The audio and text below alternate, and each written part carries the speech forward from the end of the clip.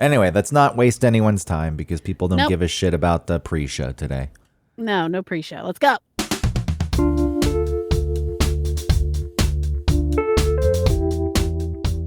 Welcome to One Topic, where we stick to one topic. My name is Autumn Fisher. My name is Greg Russ. We are, this is the first show we've done in 3 weeks together? That's wild. I can't believe. You mean this is the third week? Yeah. There were 2 weeks in between, so it was 3 weeks ago. And like I said in the pre-show, what if you want to call that a pre-show, whatever the hell it was, people just want us to get to the topic at hand today. And quite often, I know that it comes up here and there, the von Haessler Doctrine, the radio show that ties all of this together and probably provides 100% of our listenership, people who also listen to that show. But in my mind, maybe there are a few people who listen to this and have no idea about that radio show.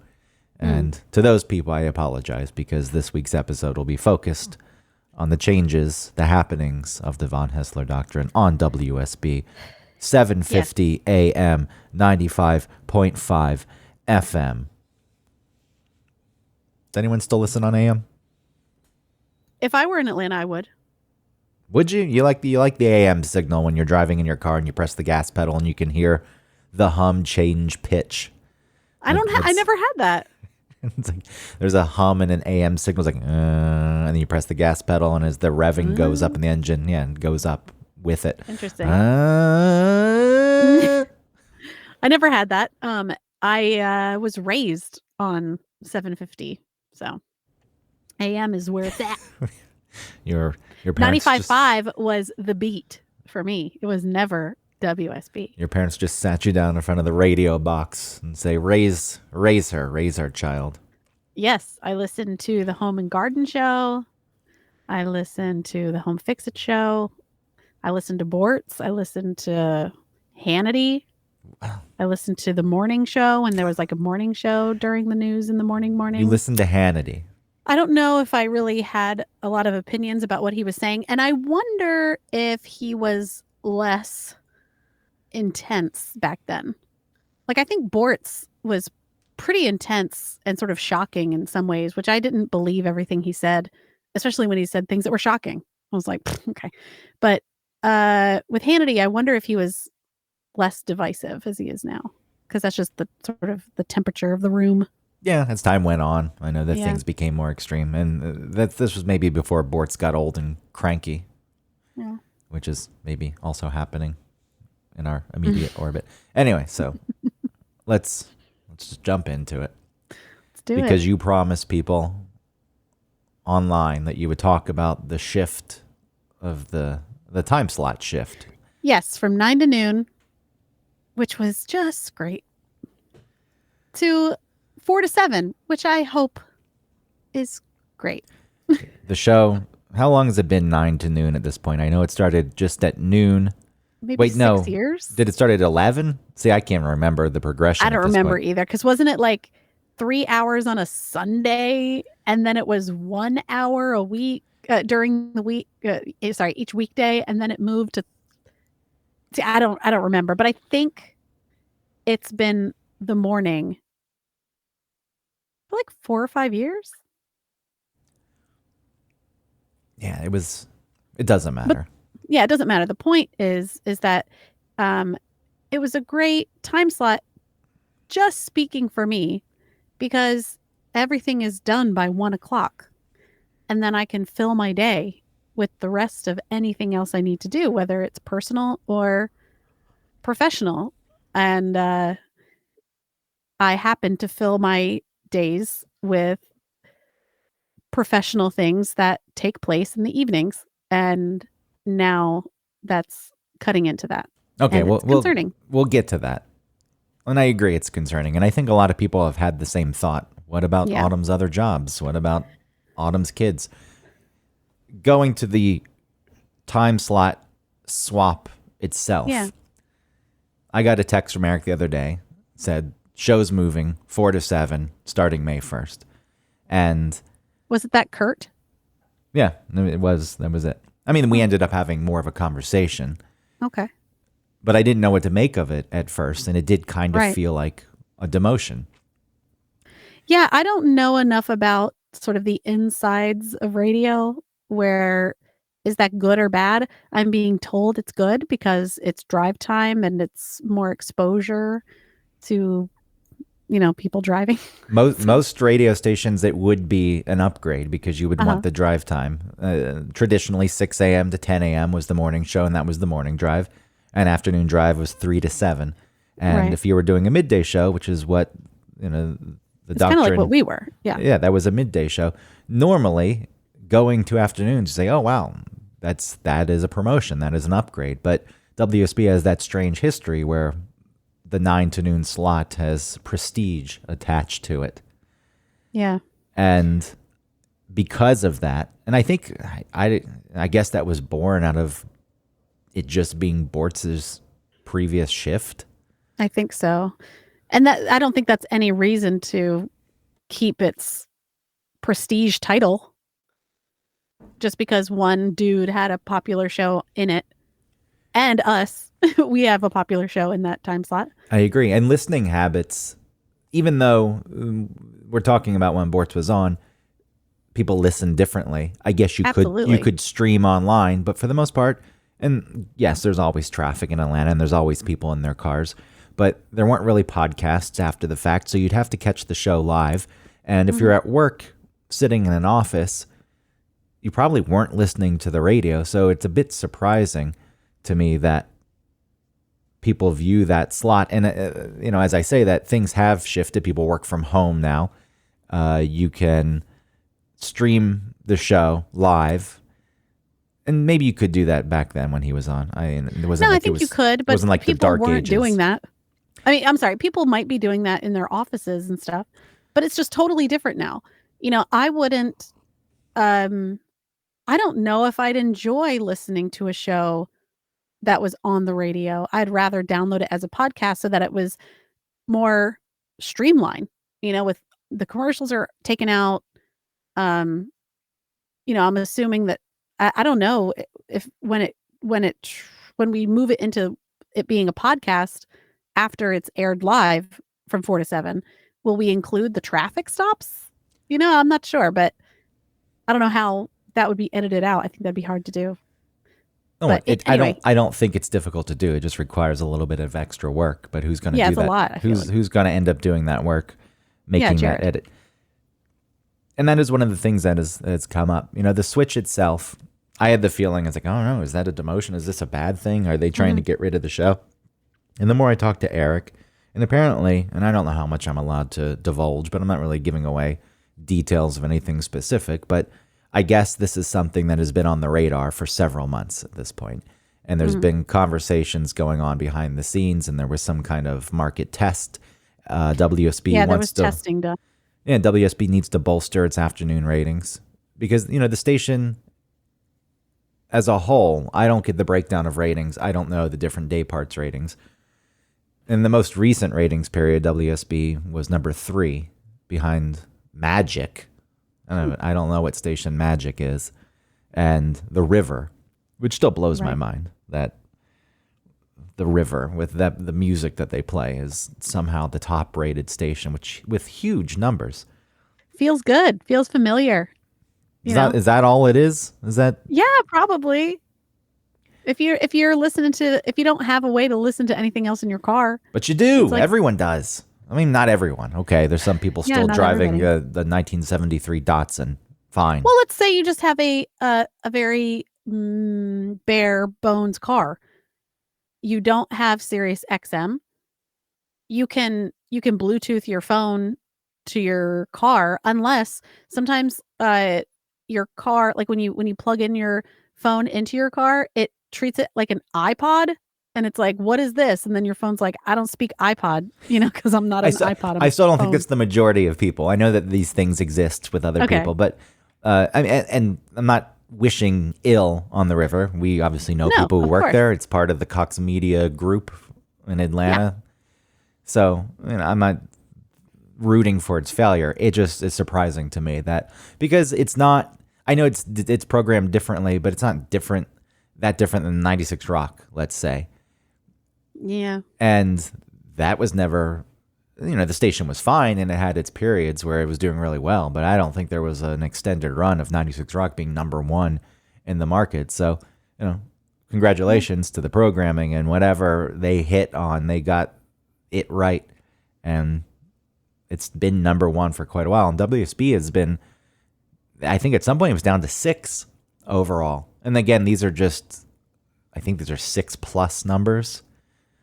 So you're not getting the day part breakdowns. You're not getting the demographics that people look at when they really want to sell the station. So it's hard for me to speak to that.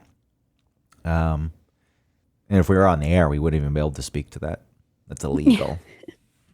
And is it straight up illegal? I don't know if you can get fined for it. I don't know what it is. It's illegal. Yeah, but you're not supposed to go on. Like there's something, because the idea is you're influencing. Oh, right.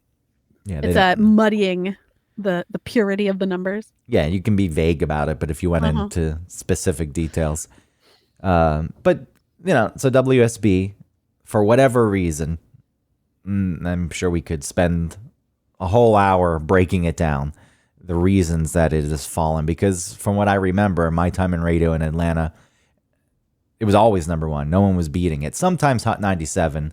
Sorry, not Hot 97. That's I know what you're saying. That's here in New York, Hot 97. V103, which itself has fallen off, and you've got other R&B stations, urban stations, that are doing much better than that, which I don't follow it closely, but that in itself is kind of surprising. Maybe people just get tired of things. Maybe something new comes into the scene. You're like, yeah. When I was in high school, there was another rap station that came on and had a very weak signal. And I remember thinking that was cooler, though, because it was the underdog station. So there was like some 90s hip hop station, I think, that was around for just a second in Atlanta. That was so awesome. It was like in 2018 or 19. It was awesome. I don't remember what it was. I think it's gone. Well, you bringing up the Beat, 95.5 The Beat. Mm-hmm. The purpose of that, because WSB and V103 were always in contention for number one, was to pull some of V103's ratings away. So WSB could be the clear number one station. So as things shifted, though, it's dropped at some point. Like I said, I think it was 6th in the ratings, maybe even 7th. Maybe people don't want to listen to, too much, to things that stress them out. They're getting a lot of stress. We're all stressed. It could be that everywhere and every which way. And so it's like, I just want to listen to like Shanty Mama and put a good buzz on. Possibly. I do think some of that plays into it. I think shifting values and political views plays into it. That's true. Like a lot of the old school people think, WSB's gone left. Yeah, it's not nearly conservative enough. And then all the people that are on that left side say WSB's right. So it's whatever. I know, it's pretty funny. If you look at the day parts now and you break it down, you've got the morning news, which is just pretty much news. Yeah. And then you've got our show, Von Haessler Doctrine, which relatively moderate show. And I know that heavier topics come up, and maybe there is fatigue. You said it right. Relatively moderate. Relatively. Yeah, I mean, there's Eric's views lean right a bit, but there's other things where he leans left, and it doesn't necessarily matter. And then you have Eric Erickson, who is definitely right, and then you have the 1 hour of Hannity. Then you have Aram, who is apolitical for the most part. So in looking at it, if there's fatigue, that could certainly be a part of it. The audience who was there before, whatever the fuck the reasons are, they looked at it, they said, afternoons right now, we need to bolster this, moving the show to afternoons. And then I also heard at some point, who knows, this has been flying around forever, maybe Hannity's hour finally goes away. There was a fear that if they let that go, some other station in the market would take Hannity, and then they have to compete with Hannity. But I don't think that the pull is there anymore. It's not. Or there is a very specific audience who would like to hear that. I don't know where you'd even go at this point. Right. GST I don't. God knows what that station is. Yeah. No, I agree. I think they'd be fine to lose that hour at some point in the future. It'd be fine. And then the idea is it goes to the show. It goes to the Doctrine. Right. And then I've heard rumors of an after show popping up. Yeah, it's like, dude, I got to work till 8 every night. Where the Doctrinaires host an hour. I don't care if it's the kid when I don't have the kids. I'm fine. That's the thing. It's that, except for oh my god, it's.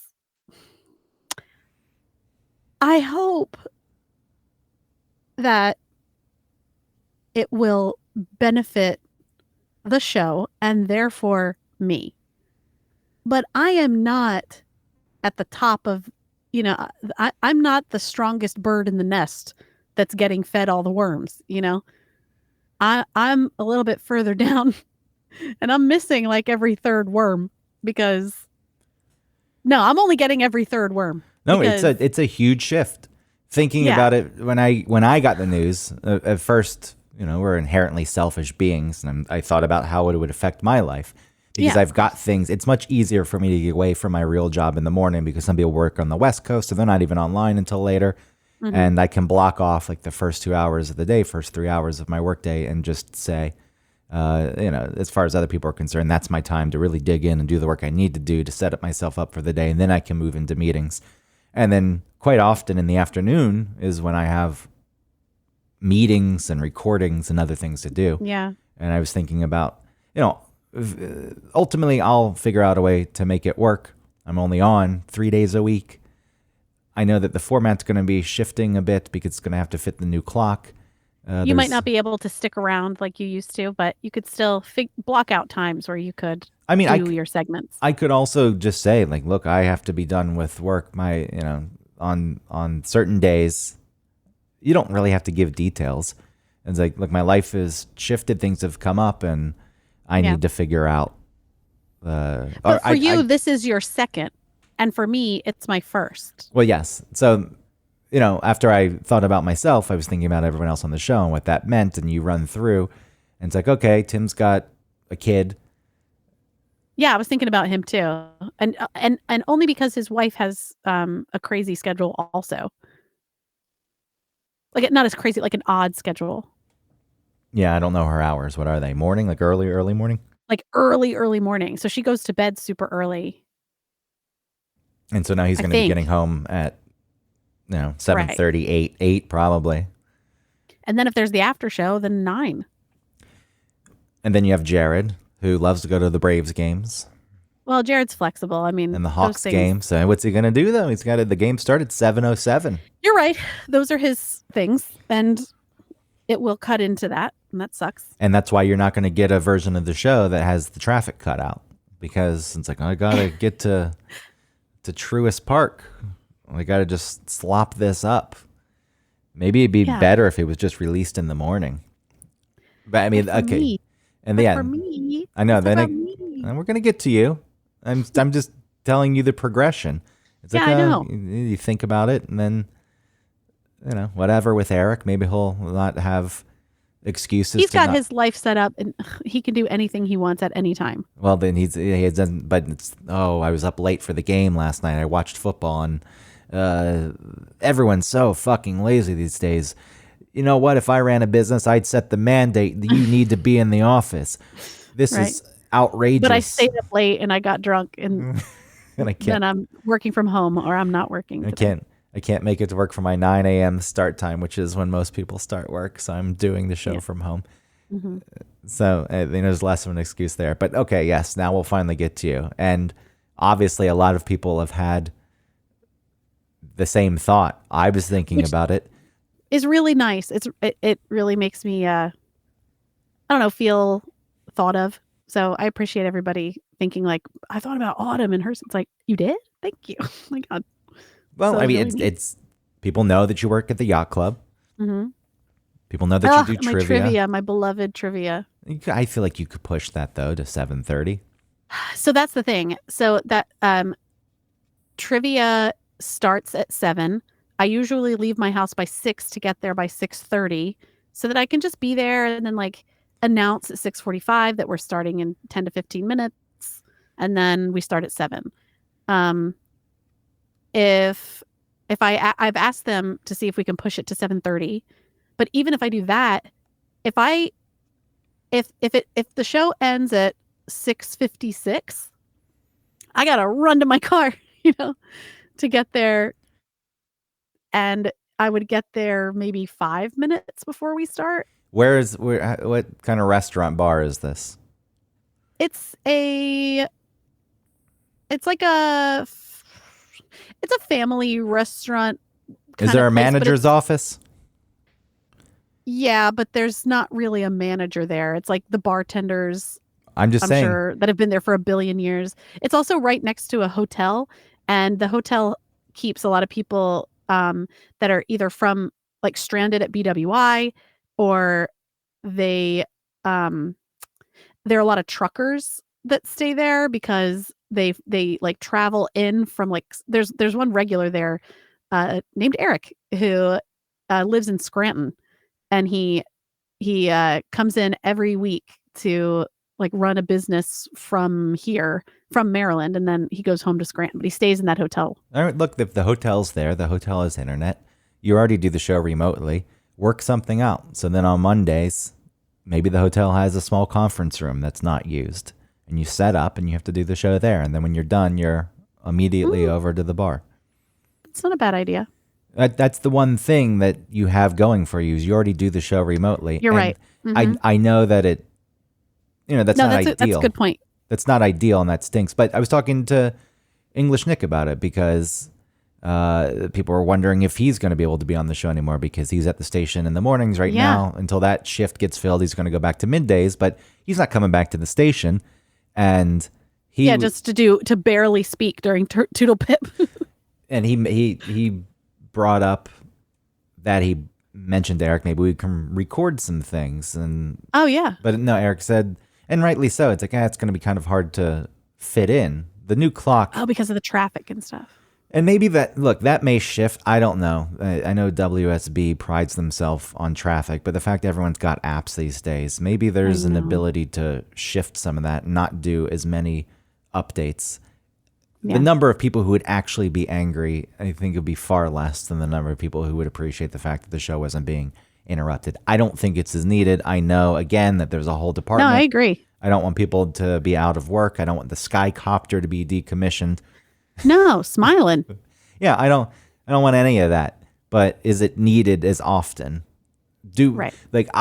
Even before, okay, I shouldn't say never, but even before traffic apps, I rarely paid attention to what was being said on traffic. If there was a red alert and it's like, shit's fucked, all lanes are closed, like, oh, thank God, I'm changing what I'm going to do. But now you've got advanced warning with Google Maps and Waze and all that shit. Right.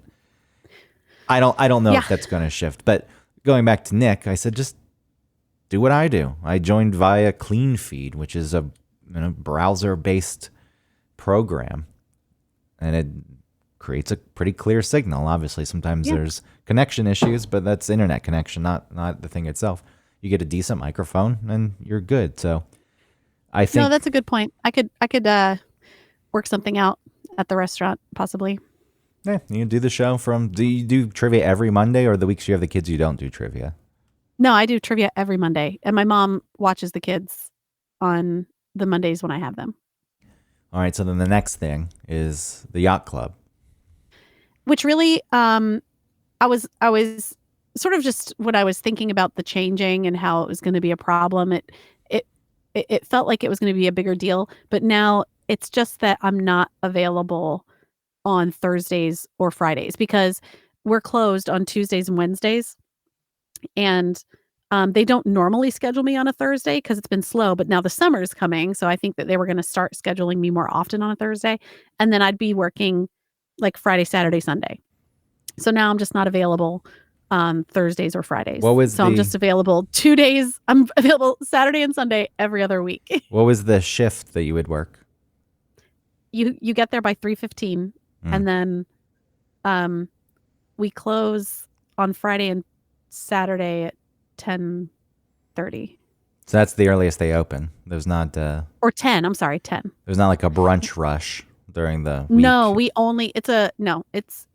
I think we open at 5 normally, and then 4:30 on Sundays, and that's it. Got it. Yeah. So I really am just, the thing is that I'm very popular there. No, look, we've talked before. You may be able to parlay it in something as a full-time job. They love me there, which feels very good. And I love being there just because I feel really good at my job, and I am really good at my job. And it's in my wheelhouse of it like feeds my soul a little bit because I get something from service, I guess. I don't know why, but I do. And it's also real easy to me. So yeah, it's love language. Acts of service. I guess. Which is some bullshit that like a blogger made up that everyone grasped onto. Some person. That's not true. I thought it was a real thing, like from a psychologist. I think it was just some arbitrary thing, and it was like, yes, that's it. Except you read some of those, and you're like, "Ooh, that's me. Oh, that's me." Well, you can read anything. You can read anything that breaks personality types down into 5 different buckets and say, "Oh yeah, that's me." That's why when you read your horoscope, well, then what's wrong with it? When you read your horoscope, because I think people take it very serious. Like look, you have to be one of these. This is the only way it goes. Yeah. Gifts are my love. Give me gifts. I know that's the worst. I like receiving things. You don't love me unless you gift me a fucking Lexus at the December to Remember sales event. The yacht club, yes, I am not as available for, and honestly, that's just losing some money. Just losing the potential of some money. That stinks. Yeah. I looked on average just for this year, and it's like $300 that I'd miss a week. Not every other week. Every other week. That's $600 a month. Yeah. So maybe you say to the radio show, "Sorry, I ain't doing Fridays anymore." Well, I did. The first thing I did was talk to someone and said, this is what I would need more an hour, because I can't. Yeah, this is what I would need. This is the other thing, okay? You've been doing the show for 10 years, and you've never really gotten a raise. You've got... I've gotten 2... minuscule bumps. The first one I had to beg for, and it was like, no one's getting a raise this year, but, we figured something. It's like... They've all been saying that. Too much for my piddling. And then this last one, I didn't ask for, which was I was grateful for. It just was happening. And I'm glad, but also it's barely anything. What was it, 2%? I don't remember. It's like from, I don't know. Yeah, it's 2% of more. nothing though is 2% of nothing is nothing. It's $1 more maybe. So I asked for, and I can't raise my hours. I can't increase my hours to make up for it because I am part-time, and they won't move me to full-time. Yeah, whereas everyone else on the show is full-time. Are they? Is Jared still full-time? Is Jared full? I don't know. I don't know. I thought that shift happened. Like, what the fuck? Do you know what I'm saying? And then, like, I asked for, I was like, I did the math, right? I was like, this is how much I'd be losing. This is how much I would need to make more an hour. And it was just like, no. And at the time, I felt like, okay. Because it's just like, okay, that's not an option. Like, I just moved it off the table because I was trying to solve problems. I felt like this thing has happened. I got a lot to figure out. So let me figure things out as quickly as I can and as like efficiently as I can. And so when he was just like, no, I was like, okay, next, and now that I've sort of marinated with it over the weekend, I'm a little disappointed.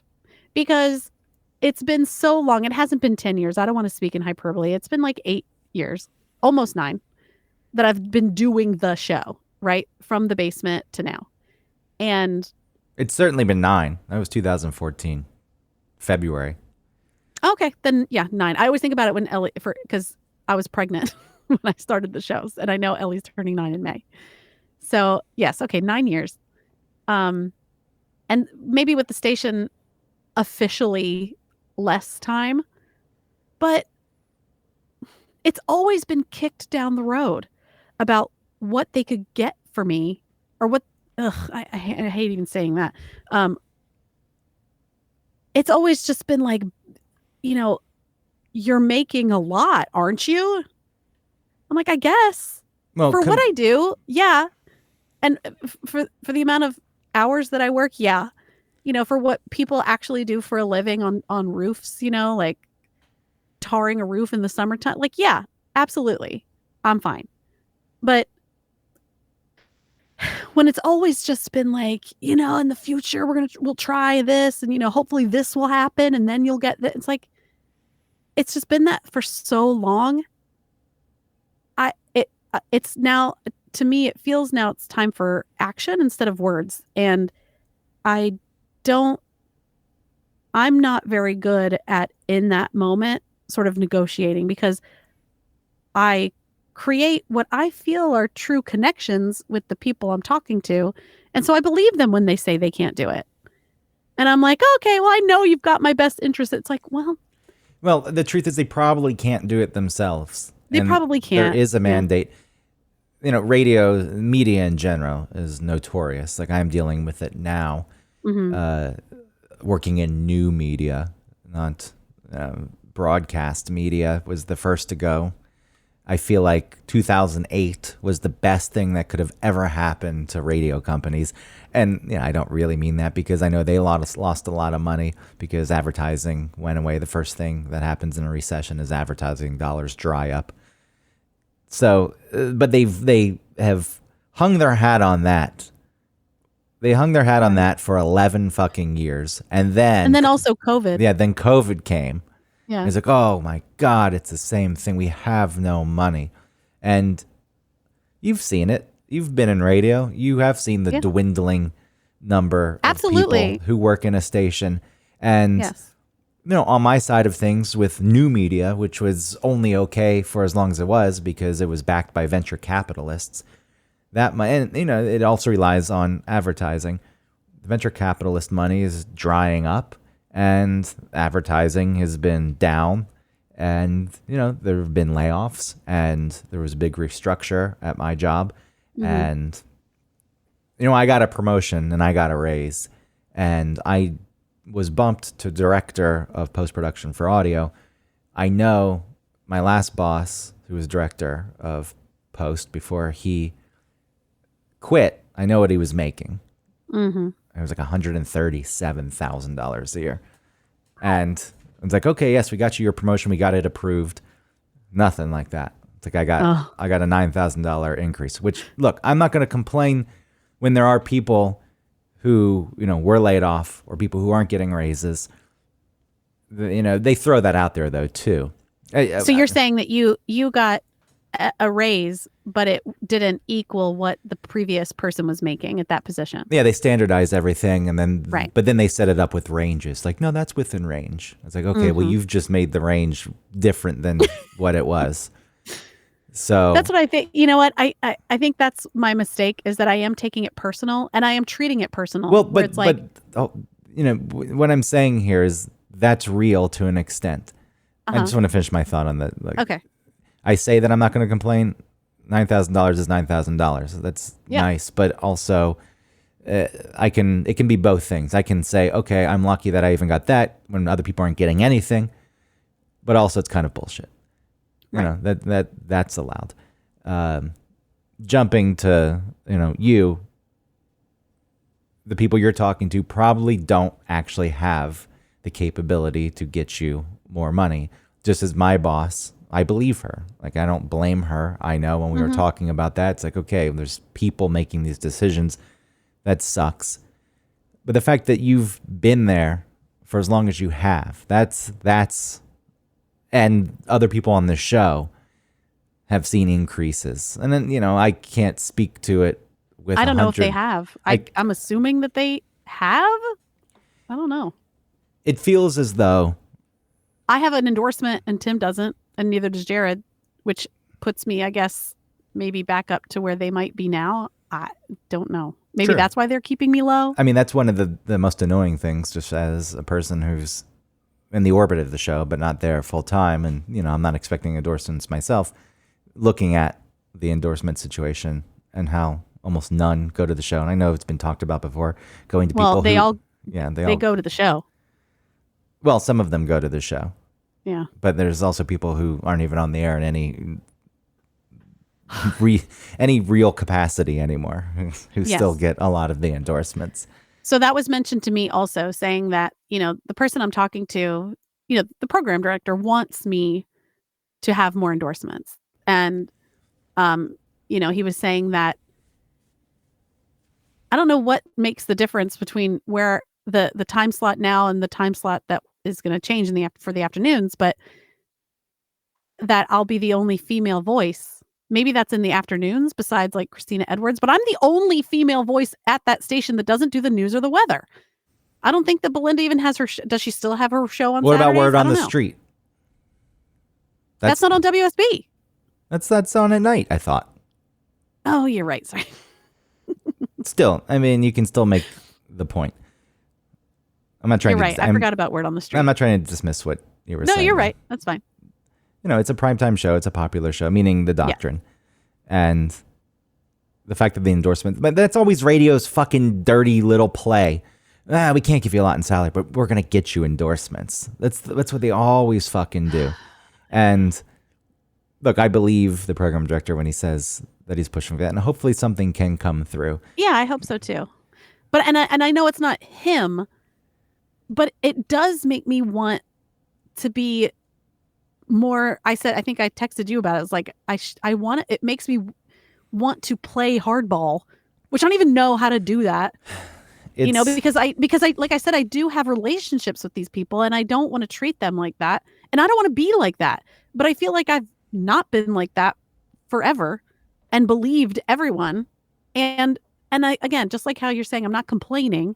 It's like I do have an endorsement, and I am so grateful for that. And it's not like they gave that to me as like pity and that I can barely do it, but they keep me. I do a good job with it, and I like doing it. And I'm friends with the person who runs the company, and I like her a lot, and I'm happy to be doing it.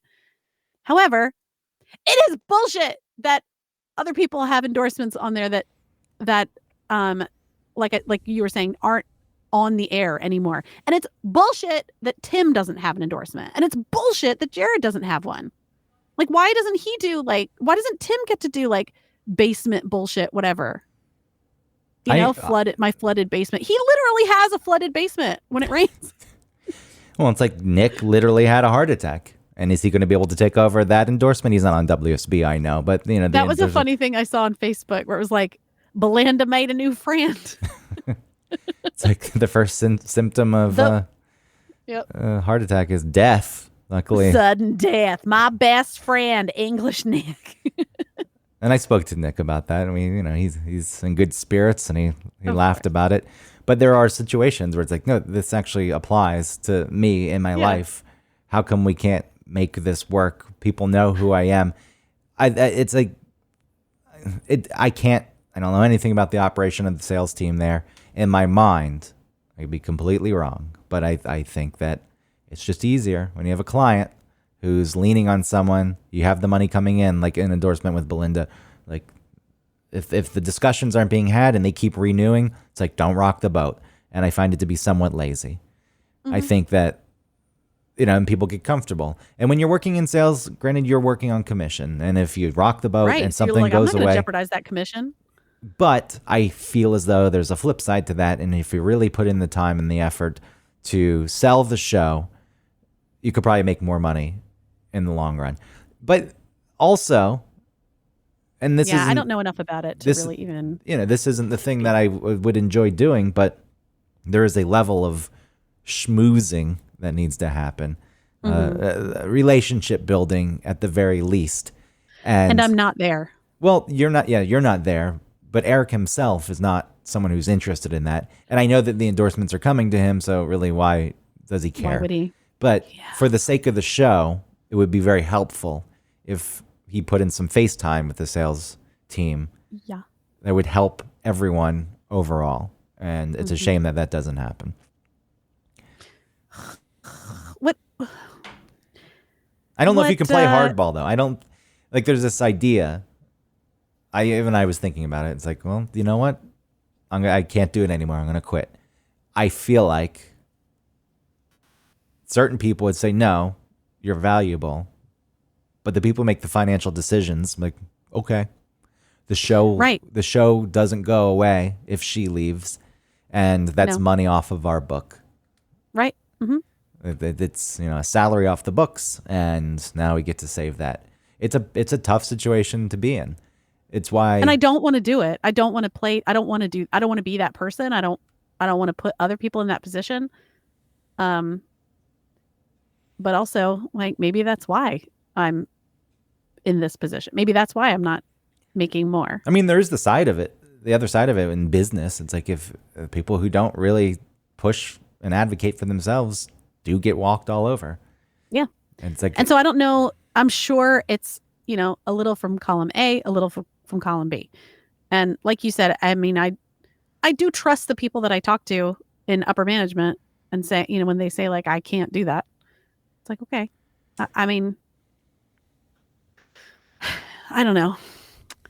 What I think is also difficult is what I talked about on the last show when I did it by myself, which is my relationship with my dad, and then how, another father figure in my life, that relationship has changed a lot also.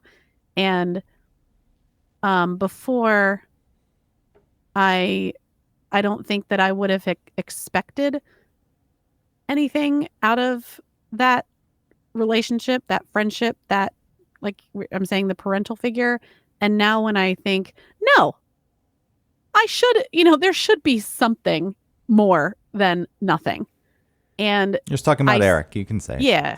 And then, and when I think of, when times like these, like what you're saying about, it would be nice if he maybe spoke and schmoozed and put some FaceTime in with the sales team, or even like explored the possibility of syndication and talked to like Shelley Winters about how he did it, and talked to Erickson about, what he did and stuff.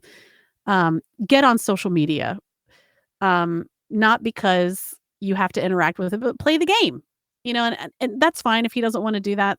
I understand social media sucks. It's just when there are these moments when I'm reminded that not only is he the parental figure that I sort of established with my dad, and then established with him, with Eric, I'm reminded constantly of no one's caring about you. They care. They do care. But not in the way that is meaningful in any way, and actually reflective in any sort of action. Or it's funny, I think that if someone pulled him aside and said, like, talk to me about Autumn, of course, like, my dad and him would both, sing my praises and talk very highly about me. But when it comes to interactions, when it comes to reciprocation of what's expected, I feel like there's a lot expected from me, but I can expect nothing from them, because once I do, it's taken as like a threat or an insult, a challenge, and that feels like so much poison. And it's not necessarily their fault. Like I said, it's the relationships that I've built. It's just that I've changed. But those interactions continuously, like, having me drink this poison, it just feels so hard. And then it makes it harder to know how to move forward, because I want to be, I mean, I love doing the show. It's fulfilling in a lot of those creative ways. When it's magical, and those are amazing. It's just those other times where I'm shut down, I'm not listened to, and then we talk about stuff like this, and it's like, oh yeah, no consideration for me, no consideration for how that affects me, no consideration for, it's like it leaves me in this really tough position of I don't know how to move forward, because if I move away from it because it feels like poison, then I'm not just moving away from a job, I'm moving away from like relationships. And you've seen what happens when you move away from it. It's like it's constantly held against you forever that you didn't become the producer of the von Haessler Doctrine. And I still maintain that that was the correct choice. Absolutely, it was the correct choice. But I wouldn't want to hear that from a friend for 20 plus years. It also wasn't personal. Yeah, it wasn't a personal thing. No, but of course, but it is a personal thing for him. Thinking about knowing the state of radio, it's like I would be in the spot you're in. Yes. And knowing, with the age difference and Eric doing this and then retiring, and that gets closer and closer, it's like I'll still be relatively young. And it's like, what happens after that? That was my thought process with. Absolutely. It's like, then where do I go in radio? Because you were part of a successful show doesn't mean that there's a job for you after the fact. There's not one waiting. And also, this show is unique. It's people who've known each other for a long time. And sure, you can jump in on a different show and you can start to grow that relationship. But, it's not the same. No, it's not the same. Yeah. Yeah, it's a hard place to be in. And again, yeah, go ahead. I wouldn't say, and then with your kids with the shift. Oh, yeah. Okay, so the way I handled that was I'll have so much time in the mornings, I guess, like in the afternoon, the early afternoons. I'm still going to make dinner for them. But when I pick them up from school, they'll come home and then I'll send them on their way to my parents' house with dinner. And so my parents don't have to worry about making them dinner. Or I'll bring it over to my parents' house and then get you know what I'm saying? So like the dinner will be taken care of. And then they'll walk home at 7:00 or I'll go get them at 7. So that's kind of fine, but it does cut into my time with them and I only get them every other week. Yeah. I mean, that is certainly cutting into the time. Yeah. But I do want to say quickly, I feel this stuff, it isn't Eric's job to take care of me. Part of my issues are my own because they are with my dad and my relationship with my dad. And Eric just was a father figure for me, I guess. And for you at some point, it's just a different type of thing.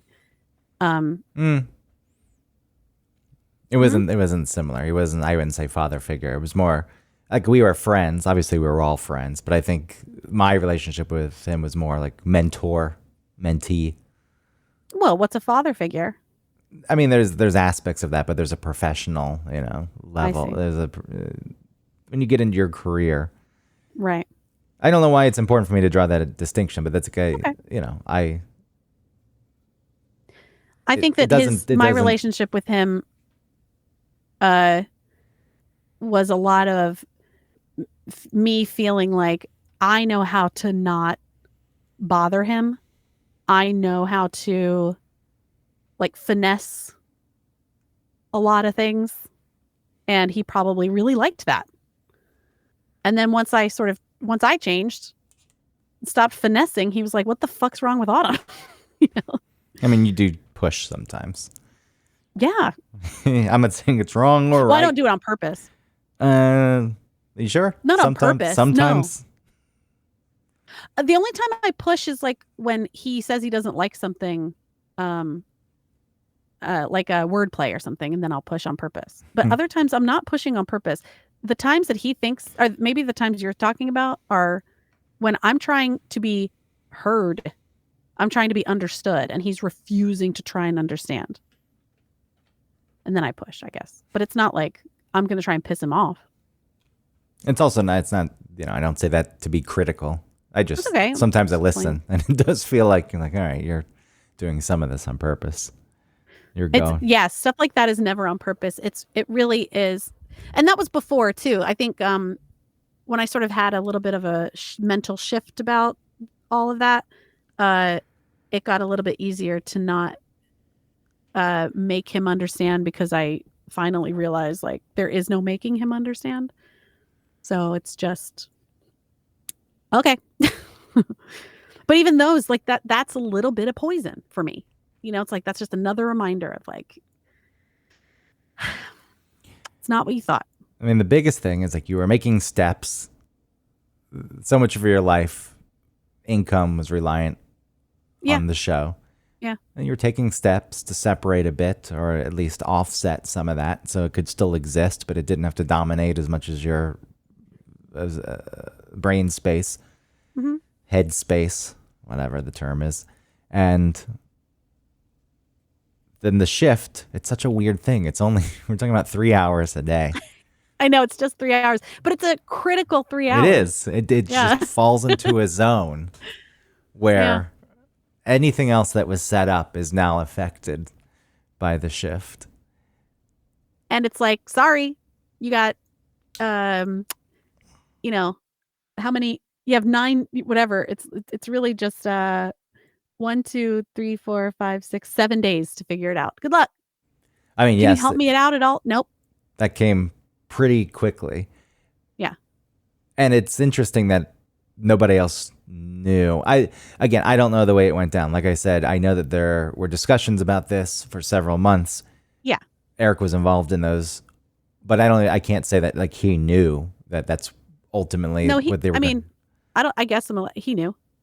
For how long, do you know?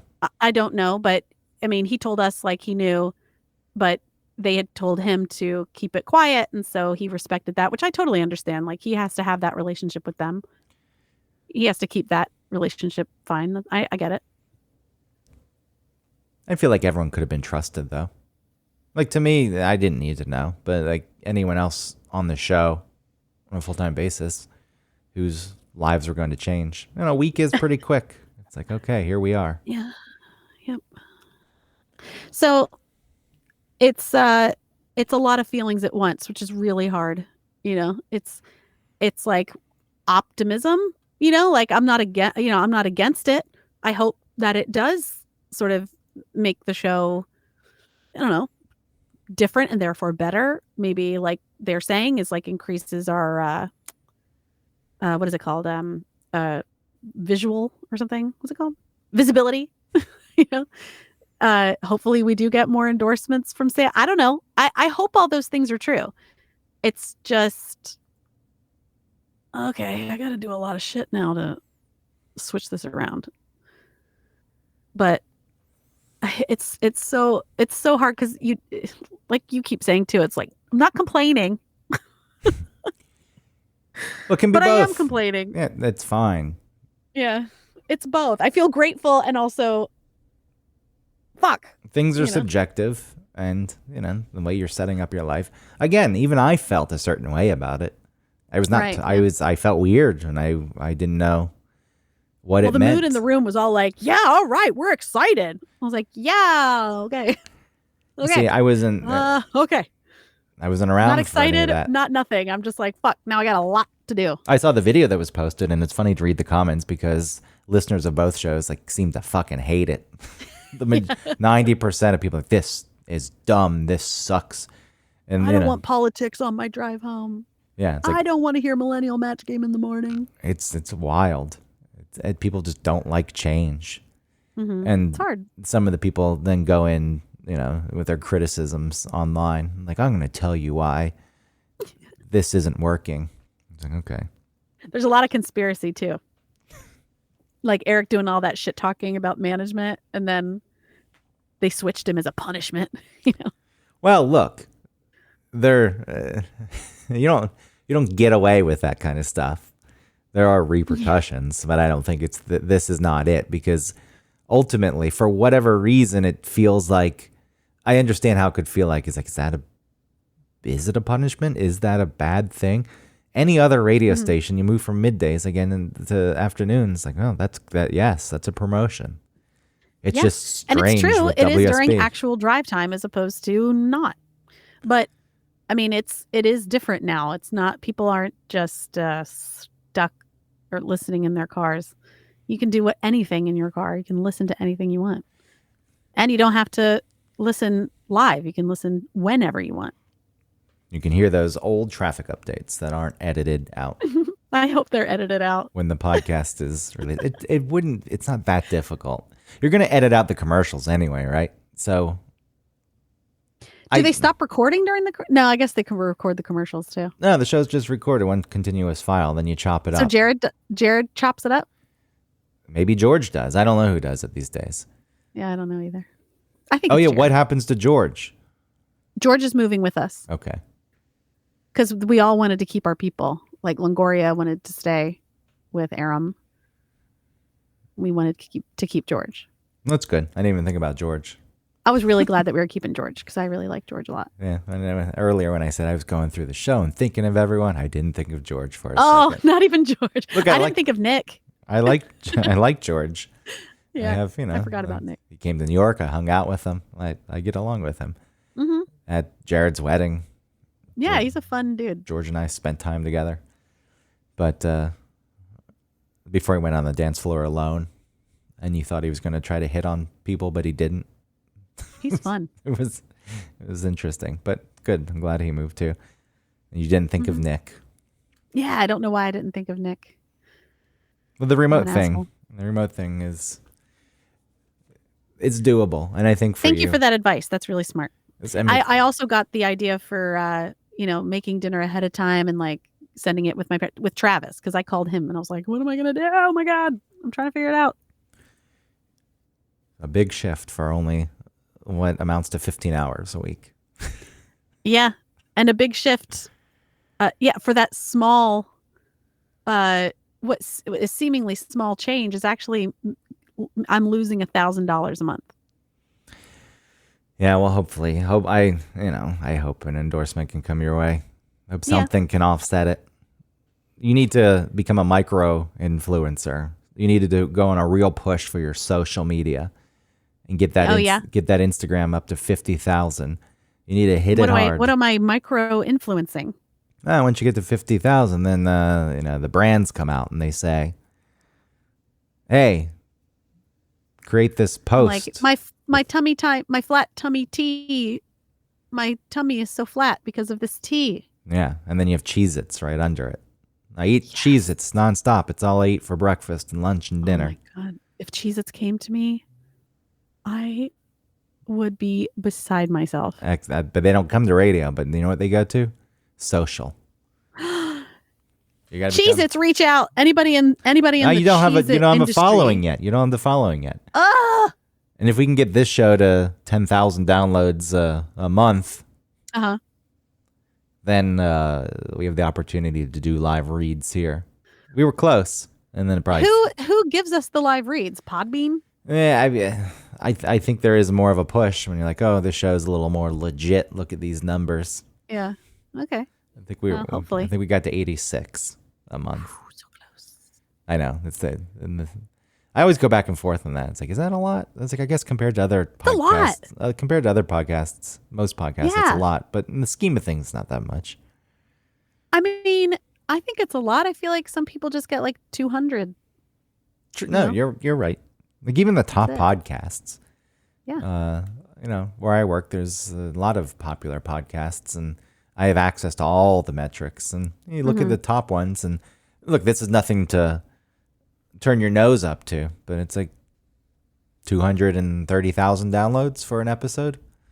And it's like, okay, like that, I would be very, very, very, very happy with those numbers. That's a lot. Yeah, but in the scheme of the world or even just the country, it's like, okay, that's not that much. Well, that's like TikTok, where you see like these, tens and 20s thousands of people or more who are into this one thing on TikTok, and then you mention it to somebody else, and they're like, I haven't seen that. Like, what? It's all over my TikTok, and it's got like 60,000 likes. Yeah, and other people have no idea. I've never seen it. I mean, it is very targeted these days. 200,000 people is still 200,000 people, so an advertiser, there's some value there. You're not going to throw as much money at it like the Super Bowl when you've got the captive audience of millions. I get it, but like to me as an advertiser, it feels weird. I'm like, oh, that's a 200,000, okay. Because what are the percentages of success with advertising? You get 3%. I guess 3% still 3%. That's and just a lot of it too is just keeping them in your mind. Is like, I never thought I needed this before, but I need this thing, and like, what's the one company I know? And it's because of that sort of seed they planted during a Super Bowl with their funny commercial. When it finally pops up. Right. I guess some people react and then go out in the moment, but yeah, you're right. Most people are like, oh, I need this thing now. I need cash now. Call JG. I never knew. I was, I got a settlement, and then I don't want to get the payout. I want it right now. So I'm going to call JG Wentworth. They're going to take a shitload of it and fuck me.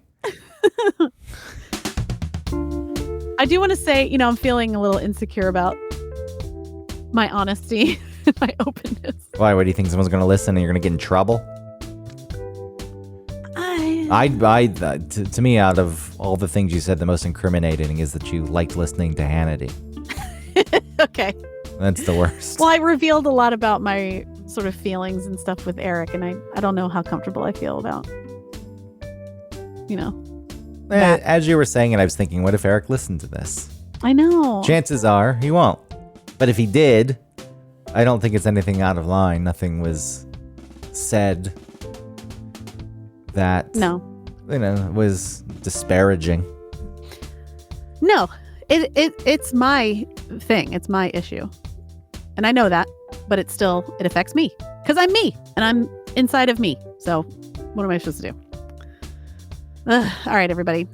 Thank you so much for listening. I hope this, Greg, we didn't talk about your trip to Ireland. Oh, the people don't give a shit about that right now. Okay. We talked about what people wanted to hear.